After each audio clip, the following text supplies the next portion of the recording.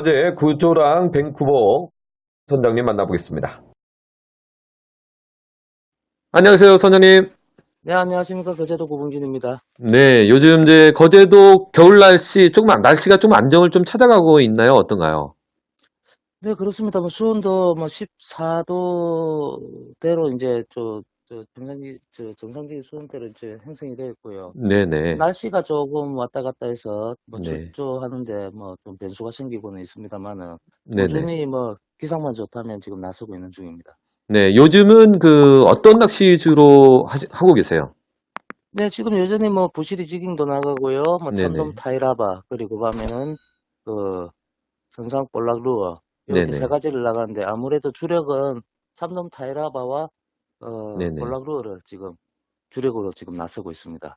네, 거제도 이제 대구 낚시 같은 경우는 배가 이제 두 대 있으시잖아요. 네네, 그렇습니다. 네, 그 한 대는 그럼 참돔을 나가시고, 네, 그렇죠. 그리고, 아무래도 큰 배 유벤쿠버는 배도 네네. 이제 좀 크고 넓고 어떤 사무장의 어떤 네네. 역할도 필요로 하기 때문에 네. 참돔 타이라바 위주로 이렇게 나서고 있고, 네네. 작은 배 밴쿠버 같은 경우는 네네. 아무래도 조금 포인트가 협소한 곳이라든지 네. 이 하는 볼락루어라든지 이런 네네. 패턴으로 움직일 때는 아무래도 작은 배로 지금 움직이고 있고 그렇습니다. 네. 그러면 작은 배로 공략을 하시면 쉘로우권까지도 조금 과감하게 공략을 하실 수 있겠어요.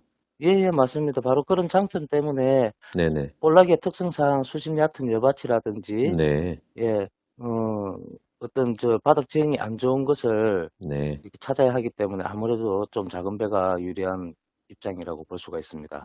참돔 같은 경우는 요즘 조항으로 보자면은, 몇 수 정도 평균적으로 나오고 있나요?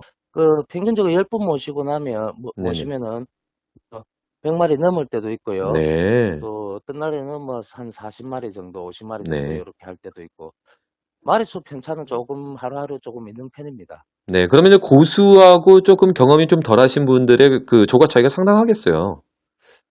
그거는 참돔 타이라바에서는 유독 이렇게 많이 나타나는 현상인데요. 네네네. 아무래도 유경험자분들, 그러니까 혹시 이렇게 고수라고 하시는 분들은 네네. 아무래도 입질을 유도하는 어떤 네네. 패턴을 잘 잡으시고, 그리고 네네. 특히나 참돔을 랜딩하는 과정에 틀리는 경우가 많잖아요. 네네네. 아무래도 고수분들은 그런 네네. 부분에 미스가 없기 때문에 네네. 아무래도 실적 면에서는 네. 처음 하시거나 초보분들에 비해서는 몇 배의 차이가 난다고 볼 수가 있습니다. 네네. 그러면 거제도권 참돔 낚시에서 가장 중요하게 포인트로 가져가야 될 부분은 어떤 부분이 가장 중요한 포인트라고 보십니까?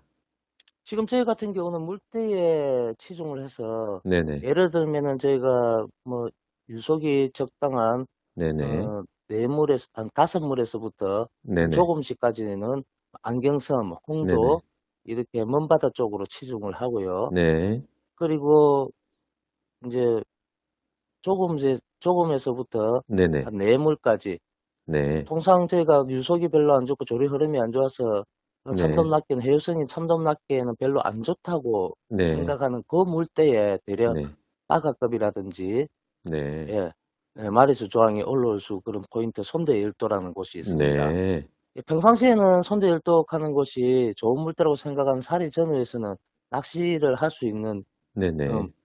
유속을 뛰어넘기 때문에 네네. 뻘물이라든지 흙탕물이라든지 워낙 네. 조류가 센 곳이라 네네. 그때는 피하고, 네. 물때가 죽어갈 때는 저희가 절개 찾곤 하죠. 네. 그러면 물때에 따라서 이제 포인트는 이동은 선생님께서 선택을 하셔서 지금 포인트를 이동을 하고 계신 그런 상황이네요. 네네, 그렇습니다. 아무래도 물때에 치중을 해서 포인트의 어떤 다변화를 노리고 있죠. 네. 요즘 참돔 같은 경우는 사이즈가 상당히 크다고 들었어요. 지금 저희 집에서는 83cm가 최근에 이래 올라온 적이 있었고요. 그리고 네네네. 나갈 때마다 한 두 번, 세 번의 터짐은 사실은 발생을 합니다. 네. 아무튼 중요한 것은 빠가가 지금 많이 네. 이렇게 입질을 해주는 확률이 높은 네. 시기입니다. 네. 시기적으로 이제 큰 사이즈 이제 참돔을 노려야 되는 그런 상황인데, 그렇다면 원줄이라든가 슈크리라든가 조금 채비 자체를 좀 강하게 써야 되는 건가요? 아니면은, 드랙력으로 어느 정도 커버가 될 수 있는 그런 상황인가요? 예, 저희 같은 제주도 같은 곳에서는 1.25까지 이렇게 쓰고 계신데, 사실 네네. 저희 쪽에서는 1호를 딱 기준으로 해서 네. 많이들 쓰고 계시고 또 추천도 그렇게 드립니다. 네. 해서 뭐 쇼크리드는 뭐 평균적으로 4호를 기준으로 해서 쓰는데요. 네네. 채비도에 있어서는 별 다름이 차별이 없지만 네네. 아무래도 올리는 랜딩하는 과정의 어떤 침착함, 네. 예, 그리고 밀당, 그리고 닐링의 속도, 거기가 네. 힘을 쓸 때는 닐링을 늦추고, 네. 힘을 덜 쓸 때 이렇게 라인을 회수하는 식으로 거기를 랜딩을 갖다 하셔야 되는데, 네네. 아무래도 처음 하시는 분들은 고기가 힘을 쓰면 같이 힘을 쓰게 되고, 고기가 되려 힘을 갖다가 낮추고, 라인을 충분히 회수할 때는 같이 멈춰주는, 네네. 어떤 이유는 엇박자적인 네네네. 그걸 함으로써 이렇게 고기를 네. 놓치는 경우를 종종 이렇게 옆에서 보게 됩니다. 네. 아무래도 인제 그 거기에 힘쓰는 그 상황에 따라서 릴링을 적절히 해 주는 게 큰 그 참돔을 낚아낼 수 있는 테크닉이라고 할 수가 있겠네요. 네네. 고기가 힘을, 꼭 고기를 갖다가 저희가 낚시를 할 때 고기를 올린다고 고기를 네네. 끄잡아낸다는 표현보다는 제가 이렇게 해보면 참돔, 특히 네네. 참돔 같은 경우는 라인을 회수한다는 기분으로 네. 늘어진 라인, 네네. 힘없는 라인을 회수한다는 기분으로 이렇게 닐링을 해주시면 되는데 네. 막상 다이렉트로 고기를 갖다가 올려야 되겠다는 그런 좀 네네. 과유불급적인 생각이 앞서다 보니까 행동도 과유불급으로 이렇게 좀 과하게 하다 보니까 터짐도 발생이 되고 바늘 네네. 빠짐도 발생이 되고 그런 것 같아요. 네네. 그러면 요즘 이제 생타이도 쓰시고 지렁이도 쓰시는 분들이 계실 텐데 생타이 조과하고 지렁이 조과하고 많은 차이가 있나요?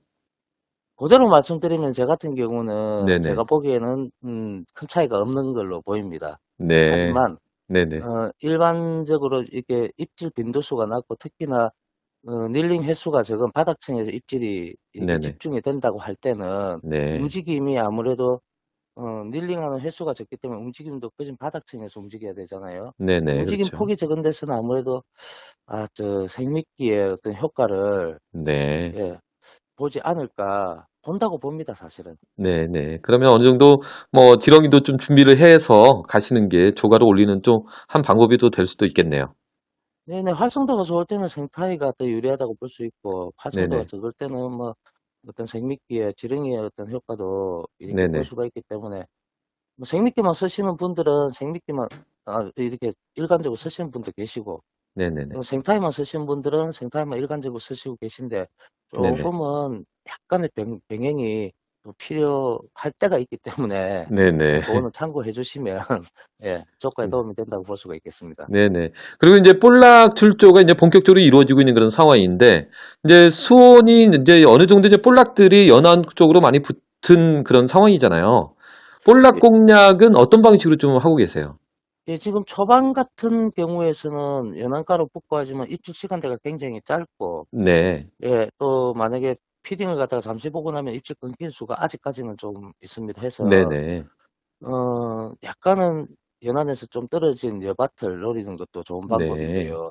지금 네네. 현재 나서는 것도 사실은 연안하고는 좀 떨어진 곳에 주로 가서 지금 네네. 음, 낚고 있는데 네네. 아무 조류 소통이라든가 네.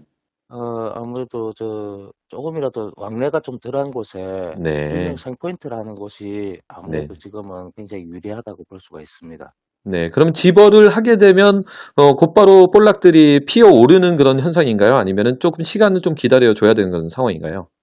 볼락을 피어오르게 만든 거는 약간 시간이 필요하고요. 네네네. 포인트에 막상 들어가서 집어등의 어떤 효과를 보기 전부터 사실은 입질을 볼 때가 더 네네. 많습니다. 네. 그렇게 함으로써 그때 이제 입질을 보게 되면은 조금 가급적 좀 조용한 정숙한 분위기에서 이렇게 볼락을 계속 솎아내면 괜찮은데 네네. 올라온다고 들떠서 왔다 갔다 움직이고 하는 어떤 배울림이라든지 또 네네. 말소리라든지 이게 조금 과하면 입질이 네. 아무래도 짧아지고 볼락이 어디로 가지는 않지만은 입질이 네. 입질 형태가 좀 약해지고 좀 그런 편입니다. 그렇죠. 이제 볼락 같은 경우는 소리나 진동에 좀 민감한 그런 어종이다 보니까 아무래도 이제 그러한 그 정숙한 분위기 속에서 낚시를 하시는 분들이 조금 조심하시면서 낚시를 하셔야 네. 되겠네요. 예. 그러면은 지그헤드라든가 그리고 웜 그리고 하드베이트 종류 웜물 소프트 베이트를 많이 쓰세요? 아니면은 하드베이트 종류들을 많이 쓰세요? 음, 저희가 매년 십몇 년 동안 볼락루어로 나가보면 네. 하드베이트를 갖다가 타버트라든지 하드베이트를 네네. 갖다가 메탈이라든지 이렇게 쓰시는 분들도 간혹은 만나지만 네네. 일반적으로 어떤 실적을 올리기에 제일 적절한 것은 네네. 어, 소프트 베이트가 네. 웜으로 불린 소프트 베이트가 확실히 좀 나은 것 같고요. 네네. 무난하다고 볼 수가 있습니다. 하드 베이트 같은 경우는 네네. 아무래도 활성도가 극도로 좋지 않은 이상 조금 네. 입지를 받고 하는 데 있어서는 좀 무리수가 따를 때가 좀 많더라고요. 안 네. 되는 건 아니지만. 네네. 하지만 간혹 오시는 분들은 표층에 어떤 피딩이 있을 때 표층에 띄우는 볼락을 낳기 위해서 네네. 민호라든지 네. 버프라든지 이런 거 활용해서 또 재미를 보시는 분도 계시지만 네. 웬만하면은 웜으로 이렇게 일관하시는 것도 괜찮은 방법입니다. 네. 그러면 지금 보편적으로 쓰시는 지그헤드 그램 수는 몇 그램 정도를 준비를 해 가야 될까요?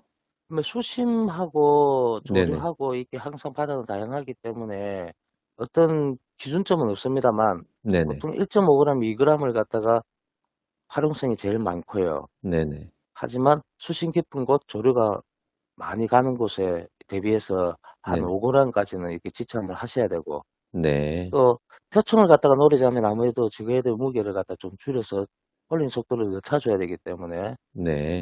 가볍게는 한 0.5g까지 이렇게 낮춰서 네. 쓰시기 때문에 0.5g에서부터 5g까지는 네. 가지수는 좀 많더라도 한번 뭐 출조하실 때 네. 조금 활용성이 다양하게. 다양하게 이렇게 활용수를 갖다 펼쳐 보시는 것이 맞다고 봅니다. 볼락 출조는 밤에 날씨가 좋으면 매일 출조를 하시죠? 지금 뭐 한 분이든 두 분이든 오시면 저도 네네. 워낙 볼라루어는 좋아하기 때문에 네네. 같이 이렇게 나가고 있습니다. 예, 예. 네. 오늘 짧은 조항 소식이지만 조항 소식 감사합니다. 예, 네. 또 다음에 또 좋은 영상하고 사진 좀 꼭 좀 부탁드리겠습니다. 예, 알겠습니다. 감사합니다. 예, 수고하시고요. 네. Don't need